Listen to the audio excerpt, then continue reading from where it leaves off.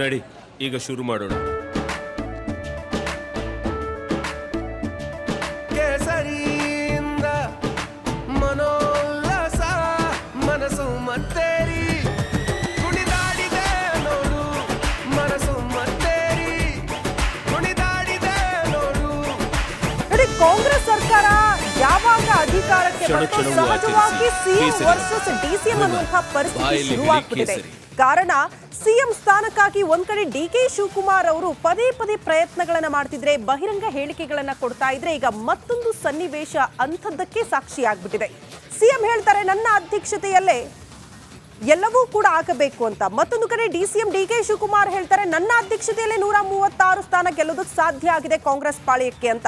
ಹಾಗಾದ್ರೆ ಕಾಂಗ್ರೆಸ್ ಪಾಳ್ಯದಲ್ಲಿ ಯಾವ ರೀತಿಯ ಪರಿಸ್ಥಿತಿ ನಿರ್ಮಾಣ ಆಗಿದೆ, ಏನ್ ಬೆಳವಣಿಗೆ ಆಗಿದೆ, ಆ ಕುರಿತ ಒಂದು ಸ್ಪೆಷಲ್ ರಿಪೋರ್ಟ್ ಇದೆ ನಿಮ್ಮ ಮುಂದೆ. ಡಿಸಿಎಂ ಅವರು ಕೆಳಗಡೆ ಇದ್ದಾರೆ, ಬರ್ತಾ ಇದ್ದಾರೆ. ಅಷ್ಟರಲ್ಲಿ ನಾವು ವೆಲ್ಕಮ್ ಡಿಸಿಎಂ ಅವರು ಕೆಳಗಡೆ ಇದ್ದಾರೆ, ಭದ್ರ ಮಾಡ್ರಿ, ನಾನು ಹೋಗ್ಬೇಕು. ಮುಖ್ಯಮಂತ್ರಿ ಅವರನ್ನ ಬರ್ತಾರ್ರಿ, ಒಳ್ಳೆ ಜಾಯಿನ್ ಕಮಾಂಡ್ ಜಾಯಿನ್. ಡಿಸಿಎಂ ಬಗ್ಗೆ ಹೇಳಿದ್ದೆ ತಡ ಸಿಎಂ ಸಿದ್ದರಾಮಯ್ಯ ಫುಲ್ ಗರಂ ಆಗಿಬಿಟ್ರು. ಇದೊಳ್ಳೆ ಕಥೆ ಆಯ್ತಲ್ಲ ಅನ್ನೋ ಟೋನ್ನಲ್ಲಿ ರಿಯಾಕ್ಟ್ ಮಾಡಿದ್ರು.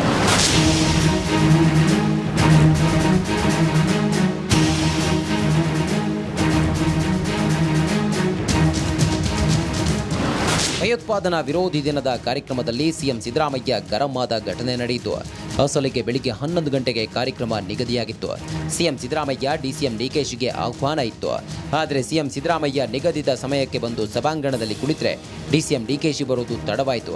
ಅದಕ್ಕೆ ಸಿಎಂ ಪ್ರತಿಕ್ರಿಯೆ ಹೀಗಿತ್ತು. ಡಿಸಿಎಂ ಅವರು ಕೆಳಗಡೆ ಇದ್ದಾರೆ, ಬರ್ತಾ ಇದ್ದಾರೆ. ಅಷ್ಟರಲ್ಲಿ ನಾವು ವೆಲ್ಕಮ್ ಡಿಸಿಎಂ ಅವರು ಕೆಳಗಡೆ ಇದ್ದಾರೆ, ಭದ್ರ ಮಾಡ್ರಿ, ನಾನು ಹೋಗ್ಬೇಕು. ಮುಖ್ಯಮಂತ್ರಿ ಅವರನ್ನ ಬರ್ತಾರ್ರಿ, ಒಳ್ಳೆ ಜಾಯಿನ್ ಕಮಾಂಡ್ ಜಾಯಿನ್. ಅಯ್ಯೋ ಇದೊಳ್ಳೆ ಕಥೆ ಆಯ್ತಲ್ರಿ, ಬಂದ್ರೆ ಬರ್ತಾರೆ, ಕಮ್ ಅಂಡ್ ಜಾಯಿನ್ ಎಂದು ಸಿಎಂ ಕಾರ್ಯಕ್ರಮ ಶುರು ಮಾಡಿಸಿದ್ರು. ಅಲ್ಲದೆ ಡಿಕೆಶಿ ಇಲ್ಲದೆ ಕಾರ್ಯಕ್ರಮ ಮುಗಿಸಿದ್ರು.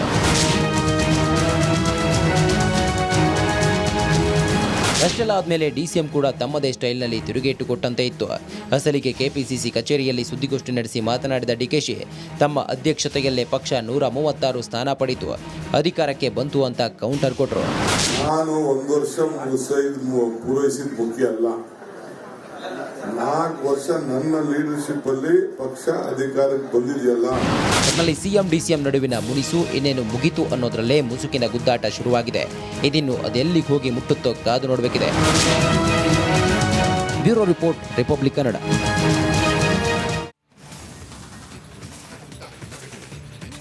ರಾಜ್ಯದಲ್ಲಿ ಲೋಕಸಭಾ ಎಲೆಕ್ಷನ್ ಟೆನ್ಷನ್ ಮುಗಿದಿದೆ. ಇದೀಗ ಪರಿಷತ್ ಎಲೆಕ್ಷನ್ ಕಸರತ್ತು ಶುರುವಾಗಿದೆ. ಇರೋ 3 ಸ್ಥಾನಗಳಿಗಾಗಿ ಹಲವರು ಸಾಕಷ್ಟು ಸರ್ಕಸ್ ಮಾಡ್ತಾ ಇದ್ರೆ ಬಿಜೆಪಿ ನಾಯಕರಿಗೆ ದೊಡ್ಡ ತಲೆನೋವಾಗ್ಬಿಟ್ಟಿದೆ. ಕಾರಣ ಏನ್ ಬೆಳವಣಿಗೆ ಆಗಿದೆ, ಆ ಕುರಿತ ಒಂದು ರಿಪೋರ್ಟ್ ಇಲ್ಲಿದೆ ನೋಡಿ.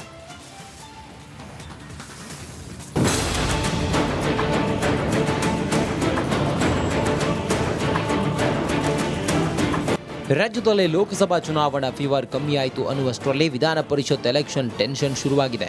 ಯಾಕಂದರೆ ಬಿಜೆಪಿ ನಾಯಕರಿಗೆ ಅಭ್ಯರ್ಥಿ ಆಯ್ಕೆಯೇ ದೊಡ್ಡ ತಲೆನೋವಾಗಿದೆ. ಇರೋ 3 ಸ್ಥಾನಕ್ಕೆ ಹಲವರು ಹೆಸರು ಮುಂಚೂಣಿಯಲ್ಲಿದ್ದು ಯಾರಿಗೆ ಚಾನ್ಸ್ ಕೊಡೋದು ಅನ್ನೋ ಕಸರತ್ತು ಶುರುವಾಗಿದೆ. ವಿಧಾನಸಭೆಯಿಂದ ಪರಿಷತ್ಗೆ ಆಯ್ಕೆಯಾಗಲು ಬಿಜೆಪಿಯ 3 ಸದಸ್ಯರಿಗೆ ಮಾತ್ರ ಅವಕಾಶ ಇದೆ. ಇದಕ್ಕೆ ಹಲವು ಆಕಾಂಕ್ಷಿಗಳು ಪೈಪೋಟಿಯಲ್ಲಿದ್ದಾರೆ. ತಮಗೆ ಟಿಕೆಟ್ ಕೊಡಿಸಬೇಕೆಂದು ರಾಜ್ಯ ಮತ್ತು ರಾಷ್ಟ್ರೀಯ ನಾಯಕರಿಗೆ ಆಕಾಂಕ್ಷಿಗಳು ದುಂಬಾಲು ಬಿದ್ದಿದ್ದಾರೆ ಎನ್ನಲಾಗಿದೆ. ಮಹಿಳಾ ಕೋಟಾದಲ್ಲಿ ಬಿಗ್ ರೇಸ್ ಏರ್ಪಟ್ಟಿದೆ. ಹಾಗಾದ್ರೆ ರೇಸ್ನಲ್ಲಿ ಯಾರ್ಯಾರಿದ್ದಾರೆ ಅನ್ನೋದನ್ನ ನೋಡೋದಾದ್ರೆ, ರೇಸ್ನಲ್ಲಿ ಇರೋರು ಯಾರು? ಪರಿಷತ್ಗೆ ಹೋಗಲು ಹಲವರು ರೇಸ್ನಲ್ಲಿದ್ದಾರೆ. ಲೋಕಸಭಾ ಟಿಕೆಟ್ ಮಿಸ್ ಆದ ಸಿಟಿ ರವಿ ಮಾಧುಸ್ವಾಮಿ ಆಕಾಂಕ್ಷಿಯಾಗಿದ್ದಾರೆ. ಅಷ್ಟೇ ಅಲ್ಲ, ಮಾಜಿ ಶಾಸಕ ಎನ್ ಮಹೇಶ್, ಪರಿಷತ್ ಮುಖ್ಯ ಸಚೇತಕ ಎನ್ ರವಿಕುಮಾರ್, ಹಾಲಿ ಪರಿಷತ್ ಸದಸ್ಯ ತುಳಸಿ ಮುನಿರಾಜು ಗೌಡ ಹಾಗೂ ಬಿಜೆಪಿ ಮುಖಂಡ ರಘುನಾಥ್ ಮಲ್ಕಾಪುರೆ ಆಕಾಂಕ್ಷಿಗಳಾಗಿದ್ದಾರೆ. ಇತ್ತ ಮಹಿಳಾ ಕೋಟಾದಲ್ಲಿನ 1 ಸೀಟ್ಗೆ ಹಲವು ಆಕಾಂಕ್ಷಿಗಳು ಲಾಬಿ ಮಾಡ್ತಿದ್ದಾರೆ. ಹಲವು ವರ್ಷಗಳಿಂದ ಪಕ್ಷದಲ್ಲಿದ್ದು ಕೆಲಸ ಮಾಡ್ತಿರುವ ನಮಗೆ ಟಿಕೆಟ್ ಕೊಡಬೇಕೆಂದು ಮಹಿಳಾ ಆಕಾಂಕ್ಷಿಗಳು ಲಾಬಿ ಮಾಡ್ತಿದ್ದಾರೆ. ಹಾಗಾದ್ರೆ ರೇಸ್ನಲ್ಲಿರೋರು ಯಾರು ಅನ್ನೋದನ್ನ ನೋಡೋದಾದ್ರೆ, ಮಹಿಳಾ ಕೋಟಾದಲ್ಲೂ ಲಾಬಿ. ಮಹಿಳಾ ಕೋಟಾದಡಿಯೂ ಭಾರಿ ಲಾಬಿ ನಡೆಯುತ್ತಿದೆ. ನಮಗೆ ಟಿಕೆಟ್ ನೀಡಬೇಕೆಂದು ಬಿಜೆಪಿ ಉಪಾಧ್ಯಕ್ಷೆ ಮಾಳವಿಕಾ ಅವಿನಾಶ್, ಬಿಜೆಪಿ ಮಹಿಳಾ ಮೋರ್ಚಾದ ಅಧ್ಯಕ್ಷೆ ಮಂಜುಳಾ, ಗೀತಾ ವಿವೇಕಾನಂದ್, ತಾರಾ ಹಾಗೂ ಶ್ರುತಿ ರೇಸ್ನಲ್ಲಿದ್ದಾರೆ. ಇರೋ 3 ಸೀಟ್ಗೆ ಘಟಾನುಘಟಿ ನಾಯಕರೇ ರೇಸ್ನಲ್ಲಿದ್ದು ಯಾರಿಗೆ ಮಣೆ ಹಾಕೋದು ಅನ್ನೋದು ರಾಜ್ಯ ಬಿಜೆಪಿಗೆ ತಲೆನೋವಾಗಿದೆ. ಕೊನೆಗೆ ಯಾರಿಗೆ ಅವಕಾಶ ಕೊಡ್ತಾರೆ ಅನ್ನೋದು ನಾಳಿನ ಕೋರ್ ಕಮಿಟಿ ಸಭೆ ಬಳಿಕ ಗೊತ್ತಾಗಲಿದೆ. Bureau report, Republic Kannada.